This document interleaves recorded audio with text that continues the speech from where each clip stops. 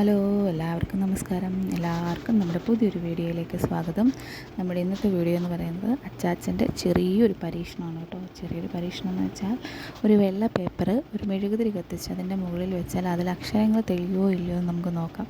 പക്ഷേ അതിൽ കുറച്ച് ട്രിക്കുകളൊക്കെ ഉണ്ട്. എന്താണെന്നുള്ളതാണ് നമ്മുടെ ഇന്നത്തെ വീഡിയോയിൽ ഉൾപ്പെടുത്തിയിരിക്കുന്നത്. അതായത് ഒരു ചെറിയ ബഡ്സോ തീപ്പെട്ടിക്കൊള്ളി ഉപയോഗിച്ച് നാരങ്ങ നീര് മുക്കി നമ്മുടെ വെള്ള പേപ്പറിൽ എന്തെങ്കിലും ഒരു അക്ഷരം എഴുതുക. അതിന് ശേഷം അത് വെയിലത്തൊന്ന് 2 സെക്കൻഡ് കാണിച്ച് നമ്മുടെ ഈ മെഴുകുതിരി കത്തിച്ച് വെച്ചതിൻ്റെ മണ്ടയ്ക്ക് നമ്മളിങ്ങനെ ചെറുതായിട്ടൊന്ന് പിടിച്ച് കൊടുക്കുക.